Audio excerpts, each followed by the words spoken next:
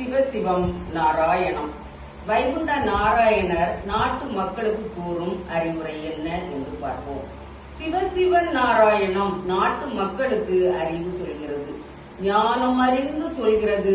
ஆசை எது கொள்ளாதே, புத்தி இல்லை உந்தனுக்கு பேராசை கொண்டதுண்டால், பேராசை இருந்ததுண்டால் பேதலிப்பு இருந்திடுங்கான்.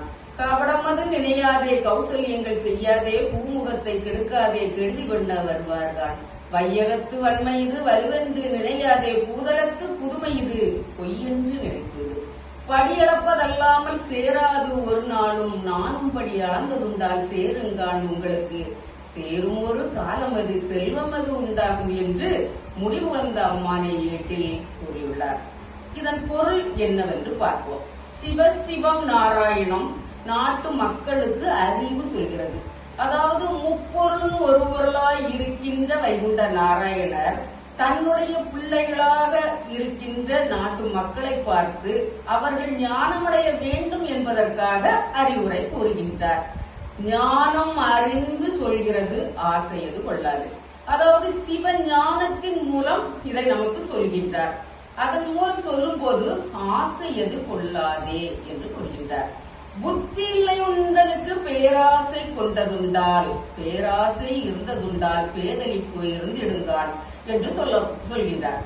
அதாவது நம்ம பேராசை, அதாவது மண்ணாசை, பொன்னாசை, பொருளாசை ஆகிய 3 ஆசைகளுக்குள் இவ்வுலக ஆசைகள் எல்லாமே அடக்கம். அப்படி இருக்கும் போது நீங்கள் இந்த ஆசைகளுக்குள் பேராசை கொண்டு அகப்பட்டீர்கள் என்றால் நீங்க உங்களுக்கு என்ன புத்தி இல்லை அப்படின்னு அர்த்தம். நீங்க ஞானத்தோடு இல்லை, நீங்கள் வேறு விதமாக இருக்கின்றீர்கள், உங்கள் வழிதவறி செல்கின்றீர்கள் என்றுதான் பொருள். எனவே என்ன செய்கின்றார்? ஆசையது உங்களுக்கு பேராசை வேண்டாம் என்று கூறுகின்றார்.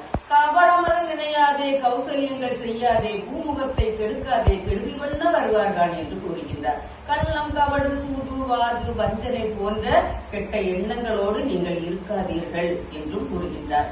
மேலும் பூமுகத்தை கெடுக்காதே, இறைவனுக்கு செய்யப்படுகின்ற ஆலய வழிபாடுகளில் நீங்கள் என்ன செய்யக்கூடாது? அதை தடுக்கவோ அதுக்கு இடைஞ்சலாகவோ அதற்கு எந்த ஒரு கெடுதலும் நீங்கள் செய்யக்கூடாது. அது மிகவும் ஆபத்தானது. அதனால் உங்களுக்கு மிகப்பெரிய கேடு உண்டாகும் என்று நம்மை பார்த்து எச்சரிக்கின்றார். வையகத்து வன்மை இது வலுவென்று நினையாதே, பூதலத்து புதுமை இது பொய் என்று நினையாது. இந்த வையகத்தில் உள்ள எதுவும் வன்மை மிகப்பெரிய சொத்து என்று எந்த விதமான எப்பேற்பட்ட செல்வத்தையும் நீங்கள் நினைக்காதீர்கள்.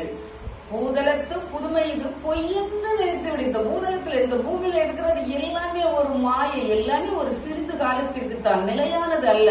எனவே இது பொய்யானது என்று நினைத்து விடுங்கள், நினைத்து வாழுங்கள். அப்படி என்றால் எப்படி வாழ்வது என்று நமக்கு ஒரு கேள்வி வரும். ஆம், படியளப்பதல்லாமல் சேராது ஒரு நாளும். நான் படி எடுத்து உங்களுக்கு தந்தால் மட்டுமே உங்களுக்கு செல்வ செழிப்பு உண்டாகும். சேரும் ஒரு காலம் அது செல்வம் அது உண்டாகும் என்று சொல்கின்றார். நான் படியளந்து தந்தால் மட்டுமே அது உங்களுக்கு சேரும். சேரும் ஒரு காலம் அது செல்வம் அது உண்டாகும். அப்போது நீங்கள் மிகப்பெரிய செல்வந்தர்களாக இருப்பீர்கள் என்று கூறுகின்றார். அதாவது 16 செல்வங்களையும் அவர் நமக்கு தருவார். நாம் எப்படி இருக்கின்றோம், நம்முடைய நல் ஒழுக்கங்கள் எப்படி இருக்கின்றது, நாம் நீதி நேர்மையோடு செயல்பட்டு வந்தோமானால் இறைவனே நமக்கு எல்லா செல்வத்தையும் தருவார். நானே தருவேன். எனவே நீங்கள் உங்களை தவறான வழிகளில் நான் உழைக்கிறேன், நான் சம்பாதிக்கிறேன் என்கிற ஆணவத்தன்மைகளை ஒழித்து என்னை நம்பி என்னுடைய பிள்ளைகளாக வாழ்ந்தால் நான் உங்களுக்கு எல்லா செல்வங்களையும் நிறைவாக தருவேன் என்று கூறுகின்றார். சிவசிவம் நாராயணம்.